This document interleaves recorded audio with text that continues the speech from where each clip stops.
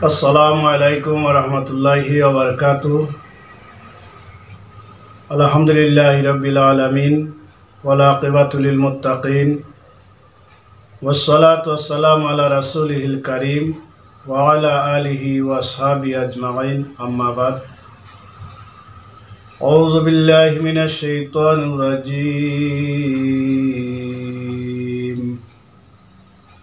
बिस्मिल्लाहिर्रहमानिर्रहीम।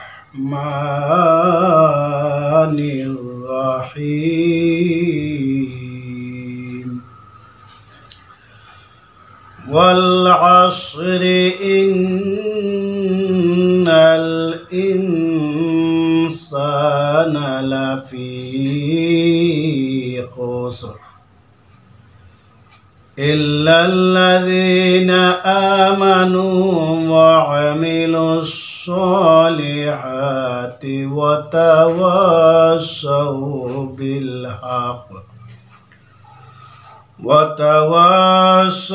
बिल्हक़्क़ि वतवास्सौ बिस्सब्र। सदक़ल्लाहुल मौलानाल अज़ीम व सदक़र रसूलुहुन नबियुल करीम व नहनु अला ज़ालिका मिनश शाहिदीन वश्शाकिरीन। सुब्हान रब्बिका रब्बिल इज़्ज़ति अम्मा यसिफून व सलामुन अलल मुरसलीन वल्हम्दुलिल्लाहि रब्बिल आलमीन। अल्हम्दुलिल्लाह, মহান সত্য রব্বুল আলামিনের দরবারে লক্ষ কোটি শুকরিয়া, যিনি আমাদেরকে মানুষ করে দুনিয়াতে প্রেরণ করেছেন। আলহামদুলিল্লাহ। সুপ্রিয় শ্রোতা, আমি আপনাদের সামনে মহাগ্রন্থ আল কুরআন থেকে 114টি সূরার মধ্য থেকে ছোট্ট একটি সূরা, কুরআন শরীফের 103 নম্বর সূরা সূরাতুল আসর তিলাওয়াত করেছি। আজ আমি আপনাদের সামনে সূরাতুল আসরের তাফসীর করব ইনশাআল্লাহ। এই সূরাটি মক্কায় অবতীর্ণ হয়েছে। এতে আয়াত রয়েছে 3টি। এই সূরার মধ্যে 14টি শব্দ রয়েছে এবং 68টি অক্ষর রয়েছে। এই সূরাটি নাজিলের কারণ হচ্ছে মক্কার কাফিরেরা আল্লাহ রাসূল সাল্লাল্লাহু আলাইহি সাল্লামকে বিভিন্নভাবে কষ্ট দিত। তারা বলতো মুহাম্মদ সাল্লাল্লাহু আলাইহি সাল্লাম ক্ষতিগ্রস্ত হয়ে গেছে, মুহাম্মদের কোনো উন্নতি নাই, সব সময় সে ক্ষতির মধ্যেই রয়েছে। আল্লাহ রাব্বুল আলামিন তার প্রিয় হাবিব মুহাম্মদ রাসূলুল্লাহ সাল্লাল্লাহু আলাইহি সাল্লামকে সান্ত্বনা প্রদানে এই সূরাটি নাজিল করেছে। এটা হচ্ছে একটি কারণ। 2 নম্বর আরেকটি কারণ রয়েছে। হযরত আবু বকর রাদিয়াল্লাহু তাআলা আনহুর সাথে কালা ইবনে সুহাইল নামক এক ব্যক্তির বন্ধুত্ব ছিল। হযরত আবু বকর রাদিয়াল্লাহু তাআলা আনহু যখন আল্লাহ রাসূল সাল্লাল্লাহু আলাইহি সাল্লামের ডাকে সাড়া দিয়ে ইসলাম গ্রহণ করেন, ইসলামের পতাকা তলে আশ্রয় গ্রহণ করেন, কলিমার মালা পড়েন, তখন ওই কালা লোকটি হযরত আবু বকর রাদিয়াল্লাহু তাআলা আনহুর কাছে যাতায়াত করত এবং সে বলতো, আবু বকর, তোমার কি মাথা খারাপ হয়ে গেছে? তোমার ব্যবসা বাণিজ্যে সব বাটা পড়ে গেছে, তোমার শুধু এখন ক্ষতি আর ক্ষতি।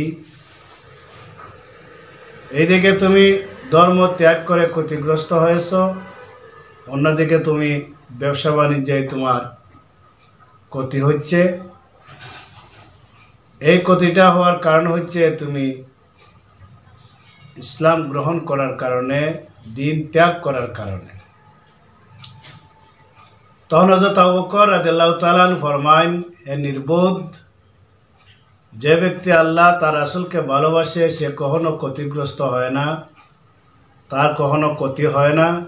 ক্ষতি তো ওই ব্যক্তির হয় যে আল্লাহ এবং আল্লাহ রাসূলকে বিশ্বাস করে না, আখিরাত বিশ্বাস করে না, আল্লাহকে বিশ্বাস করে না, তার তো ক্ষতি বেশি রয়েছে।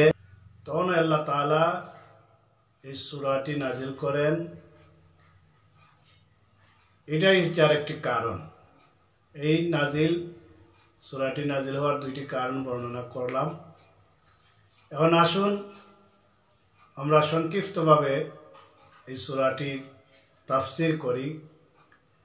প্রিয় ভাইরা, আমি আপনাদের সময় বেশি নষ্ট করব না। এই সূরার তাফসীর করতে গেলে 1 ঘন্টা, 2 ঘন্টা, 3 ঘন্টা, 1 দিন, 2 দিন, 5 দিন, মাস যদি তাফসীর করা হয় তারপরেও তাফসীর শেষ হবে না। কারণ এই ছোট্ট একটি সূরার মধ্যে আল্লাহ তাআলা সমস্ত কোরআনের সারমর্ম ঢুকিয়ে দিয়েছেন। কেউ কেউ বলেছেন আল্লাহ তাআলা যদি কোরআন নাজিল না করে শুধু সূরাতুল আসর নাজিল করতেন তবেই যথেষ্ট হইত। এটা এত গুরুত্বপূর্ণ একটি সূরা। সমুদ্র, মহাসমুদ্র, সাগর, মহাসাগর সহ যত মহাসাগর রয়েছে সবগুলাকে একটি ঝিনুকের ভিতরে ঢুকালে যেমন, ঠিক তেমনিভাবে সূরাতুল আসর সমস্ত কোরআন শরীফকে ঢুকিয়ে দেওয়া হয়েছে এই সূরাতুল আসরের মধ্যে। কথা না বাড়িয়ে শুরু করি তাফসীর। প্রথমেই আল্লাহ তাআলা বলেছেন ওয়াল আসর, এখানে সময়ের কসম করেছেন। মুফাসসিরিনে কেরাম এই বিষয় নিয়ে দুইটি মত প্রকাশ করেছেন। একটি হচ্ছে সময় বলতে যে সময়টা অতিবাহিত হচ্ছে এটাকে বোঝায়, আর 2 নম্বর হচ্ছে আসর বলতে আসরের নামাজকে বোঝানো হয়েছে। অধিকাংশ মুফাসসিরিনে কেরাম এই মত পোষণ করেছেন এই আসর দ্বারা সময়কে বোঝানো হয়েছে। প্রথমে আল্লাহ তাআলা ওয়াও হরফটি ব্যবহার করেছেন। এই সূরার মধ্যে 68টি অক্ষর রয়েছে, এর মধ্যে একটি অক্ষর হচ্ছে ওয়াও। ওয়াও হচ্ছে হরফে কসমিয়া। আল্লাহ তাআলা কোনো বিষয়কে গুরুত্বের সাথে বোঝানোর জন্য যখন ওই কসম করেছেন তখন ওয়াও শব্দটি নিয়ে এসেছেন। যেমন দেখেন ওয়াত্তিন, তিনের কসম, ওয়াজ্জাইতুন, জাইতুনের কসম, ওয়াতুরে সিনিন, সিনাই পর্বতের কসম, ওয়াহাযাল বালাদিল আমিন, এই পবিত্র মক্কা নগরীর কসম। এভাবে আল্লাহ তাআলা যেমন বলেছেন ওয়াদ-দুহা, প্রবানের কসম, ওয়াল-লাইলি ইযা সাজা, নিঝুম রাতের কসম। ঠিক তেমনি ভাবে আল্লাহ তাআলা ওয়াশ-শামসি ওয়া-দুহাহা, এইভাবে যত জায়গায় কসম করেছেন ওয়াও হরফটি নিয়ে এসেছেন। এখানেও আল্লাহ তাআলা ওয়াও হরফ অক্ষর নিয়ে কসম করেছেন ওয়াল আসর, আসরের কসম। এই সূরা তাফসীরের আগে আমি কয়েকটা বিষয় নিয়ে আলোচনা করি আপনাদের সামনে। এই সূরার মধ্যে আল্লাহ তাআলা কয়েকটি বিষয় নিয়ে আলোচনা করেছেন। যেহেতু সময় স্বল্পতা, আপনাদেরকে আমি বিরক্ত করতে চাই না। ঘন্টার পর ঘন্টা চলে যাবে এই সূরা বোঝাইতে গেলে, তাই আমি সংক্ষিপ্তভাবে আলোচনা করতেছি। ইনশাআল্লাহ আপনারা অবশ্যই বুঝে নেবেন। এখানে আল্লাহ তাআলা বলেছেন ওয়াল আসর, আসর শব্দটি ব্যবহার করেছেন। এরপরে বলেছেন ইন্নাল ইনসানা লাফি খুসর, ইনসান শব্দটি ব্যবহার করেছেন, খুসর শব্দটি ব্যবহার করেছেন। ইনসান হচ্ছে মানুষ, খুসর অর্থ ক্ষতিগ্রস্ত। তারপর আল্লাহ বলেছেন ওয়ামিলুস সালিহাত ইল্লাল্লাযিনা আমানু, ঈমানদারের কথা বলেছেন। ওয়ামিলুস সালিহাত, নেক কাজ যারা করে তারা কথা বলেছেন। ওয়াতাওয়াসাউ বিল হক, হকের কথা বলেছেন। ওয়াতাওয়াসাবিস সবর, সবরের কথা বলেছেন। তাহলে এখানে কয়টি বিষয় নিয়ে উল্লেখ করা হলো? একটা হচ্ছে সময়, আরেকটা হচ্ছে মানুষ, আরেকটা হচ্ছে ক্ষতিগ্রস্ত, আর আরেকটা হচ্ছে ইমান, আরেকটা হচ্ছে সবর, আরেকটা হচ্ছে হক। এই কয়েকটা বিষয় নিয়ে আল্লাহ তাআলা সূরার মধ্যে আলোচনা করেছেন। এখন আপনারা বুঝতেই পারতেছেন, এই বিষয়গুলো যদি সংক্ষিপ্তভাবে শুধু সংজ্ঞাটা প্রদান করা হয়, তারপরেও ভিডিওটা অনেক লম্বা হয়ে যাবে, তাই না? সুতরাং আমরা সংক্ষিপ্তভাবে শুধু অনুবাদের সাথে সামান্য একটু আলোচনা করেই আমি আপনাদের খেদমত থেকে বিদায় নেব ইনশাআল্লাহ। ওয়াল আসর, সময়ের কসম। আল্লাহ তাআলা সময়ের কসম করেছেন। এই সময়টা মানুষের অত্যন্ত গুরুত্বপূর্ণ একটা বিষয় মানুষ জীবনে, মানব জীবনে। কারণ হচ্ছে সময় যদি চলে যায়, এই সময় আর ফিরে আসে না। আবার সামনে যে সময়টা আছে, এই সময় যদি আপনি কাজে নাও লাগান, তারপরে সময় তার গতিতে চলে যাবে। আল ওয়াক্তু লা ইয়ান্তাজিরু লিআহাদিন, সময় কারোর জন্য অপেক্ষা করে না। Time and tide wait for none, সময় এবং নদীর স্রোত কারোর জন্য অপেক্ষা করে না। এই সময়টাকে কাজে লাগানোর জন্যই আল্লাহ তাআলা বলেছেন যে তোমরা সময় থাকতে সময়ের কাজ তোমরা করে নাও। এই জীবনটা আল্লাহ তাআলা দিয়েছেন, এই জীবনটা হচ্ছে একটা সময়, একটা পরীক্ষা। এখন যদি আপনি পরীক্ষার সময় মতো আপনি পরীক্ষা না দেন, পরবর্তীতে এসে আপনি আর একা একা পরীক্ষা দিতে পারবেন না। কেউ যদি 3 ঘন্টা সময়ের মধ্যে সে না লেখে, খাতায় না লেখে সময়টা অতিবাহিত করে, সময় শেষ হওয়ার পরে যতই চেষ্টা করুক সে আর লিখতে পারবে না, কারণ সময় চলে গেছে। তাছাড়া যখন একজন পরীক্ষক, গার্ডেন, দায়িত্ব কর্তব্যরত যিনি থাকেন, তিনি ওই শিক্ষার্থীকে বলেন, বাবা তোমার সময় চলে যাচ্ছে, তুমি লেখো, ঘড়ির দিকে তাকাও, ঘড়ির দিকে তাকিয়ে দেখো তোমার সময় তো চলে যাচ্ছে। তুমি যে বসে আছো অথবা তুমি লেখতেছ না, তোমার তো সময় চলে যাচ্ছে। তখন এই পরীক্ষার্থী চিন্তা করে, হারে আমার তো সময় চলে যাচ্ছে, আমি তো পাস করব না। তখন সে তাড়াহুড়া করে লেখা শুরু করে। এই সময়টা নিয়ে যদি আলোচনা করা হয়, অনেক সময় দরকার। সুতরাং আপনারা বুঝে নেবেন সময়টা কতটুকু গুরুত্বপূর্ণ মানুষের জীবনে। এটা অবশ্যই একজন তুচ্ছ জ্ঞানের অধিকারী যে রয়েছে সেও এটা বুঝতে পারতেছে। এরপরে আল্লাহ বলতেছেন, ইন্নাল ইনসানা লাফি খুসর। আল্লাহু আকবার। ইন্না, নিশ্চয় মানুষ ক্ষতিগ্রস্তের মধ্যে রয়েছে। এখানে ইনসান বলতে মানুষকে বোঝানো হয়েছে, কোনো জাতিকে নয়, কোনো দলকে নয়, সমস্ত মানুষকে আল্লাহ তাআলা বুঝিয়েছেন ইনসান শব্দ দ্বারা। এখন প্রশ্ন হচ্ছে, মানুষকে আল্লাহ তাআলা বলেছেন যে মানুষ ক্ষতিগ্রস্তের মধ্যে রয়েছে, কেন বলেছেন? কারণ হচ্ছে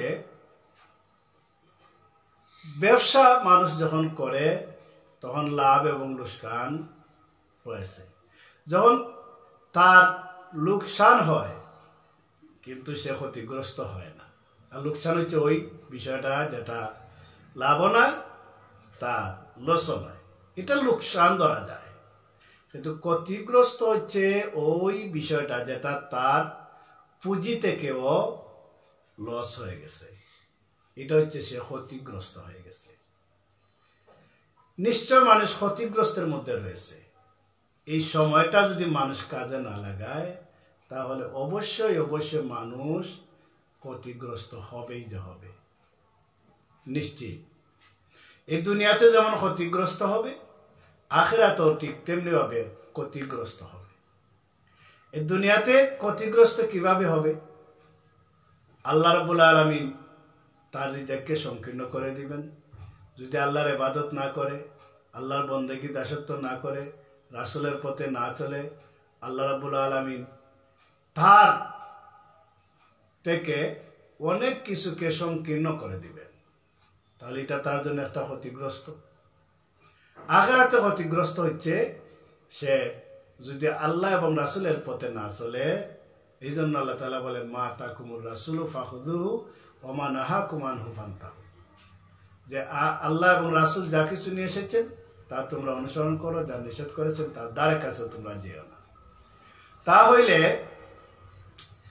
দুনিয়াতেও সে ক্ষতিগ্রস্ত, আখিরাতেও সে ক্ষতিগ্রস্ত হইল।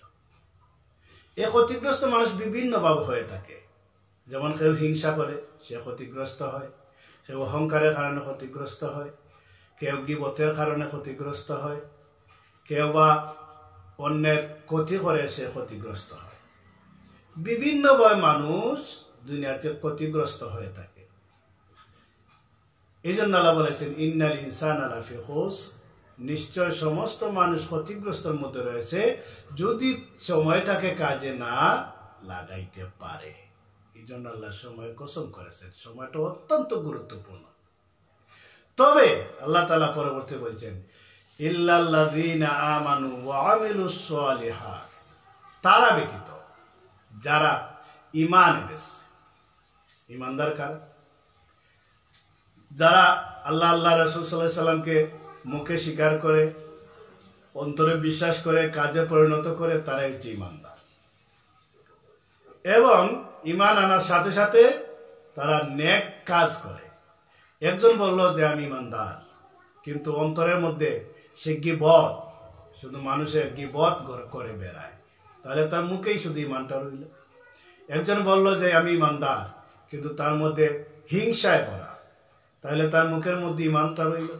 একজন বলল সে ঈমানদার, কিন্তু নামাজ পড়ে না, রমজান মাসে দিনে খায়, সে পালায়ে বাপ দেখায়, তাহলে তো সে ঈমানদার হইতে পারল না। যারা ঈমানদার তারা নেক কাজ করে, তাদের কথা বলা হয়েছে ইল্লাল্লাযীনা আমানু ওয়া আমিলুস সালিহাত, তারা ব্যতীত যারা ঈমান এনেছে এবং নেক কাজ করেছে। অন্য আয়াতে আল্লাহ তাআলা বলেন, ইল্লাল্লাযীনা আমানু ওয়া আমিলুস সালিহাতি উলাইকা হুম খায়রুল বারিয়া জাযাউহুম ইনদা রাব্বিহিম জান্নাতু আদনিন তাজরি মিন তাহতিহাল আনহারু খালিদিনা ফিহা আবাদা রাদিয়াল্লাহু আনহুম ওয়া রাদু আন যালিকা লিমান খাশিয়া রাব্বা। যারা ঈমান এনেছে, নেক কাজ করেছে, তাদের জন্য রয়েছে এমন একটি জান্নাত যার নিচ দিয়ে নহর প্রবাহিত। সুবহানাল্লাহ। আল্লাহ তাদের উপর সন্তুষ্ট, তারাও আল্লাহর উপর সন্তুষ্ট। যারা ঈমান এনেছে, নেক কাজ করেছে। এর বাদে আল্লাহ তাআলা বলেন, ওয়া তাওয়াসাউ বিল হাক্কি ওয়া তাওয়াসাউ বিস সবর, যারা হক পথে রয়েছে এবং ধৈর্য ধারণ করে। হক পথে, জাল হক ওয়া জাহাকাল বাতিল ইন্নাল বাতিলা কানা জাহুকা, সত্য সব সময় সমাগত, মিথ্যা বিতাড়িত। আল হাক্কু মুরু, হক কি? আপনি হক কথা বললেন, সমাজে আপনাকে ভালোবাসবে না, তাইলে আপনি ক্ষতিগ্রস্ত হইলেন। আপনি হক কথা বলবেন, মানুষ আপনাকে পাগল মনে করবে। আপনি হক কথা বলেন, মানুষ আপনাকে দুশ্মন মনে করে, আপনার সাথে শত্রুতা পোষণ করবে। হক পথে আপনি চলেন, হক কথা বলেন, অবশ্যই আপনার জন্য বিপদ আসবে। হক দ্বারা এই বিষয়টা বোঝানো হয়েছে যে হক পথে রয়েছে, হক কথা বলে। সবর, ধৈর্য ধারণ করা। ধৈর্য হচ্ছে এমন একটা গুণ, আর সবরু মিফতাহুল ফারজে।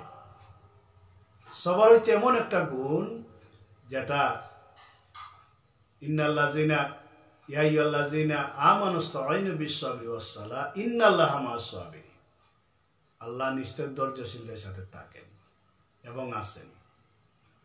ধৈর্য বিভিন্নভাবে হইতে পারে। আপনাকে একজনে আঘাত দিল, আপনি ধৈর্য ধারণ করলেন। আপনার ক্ষতিগ্রস্ত হয়ে গেল, আপনার এক জিনিস চুরি হয়ে গেল, আপনি ধৈর্য ধারণ করতে পারেন। একজনে আপনাকে গালি দিল, আপনি ধৈর্য ধারণ করতে পারেন।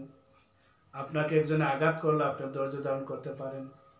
আপনি ইসলাম প্রচারের স্বার্থে অনেক জায়গায় আপনি গালি শুনলেন, আপনি ধৈর্য ধারণ করতে পারেন। ইন্নাল্লাহা মা'আস-সাবিরিন, নিশ্চয় আল্লাহ ধৈর্যশীলদের সাথে আছে।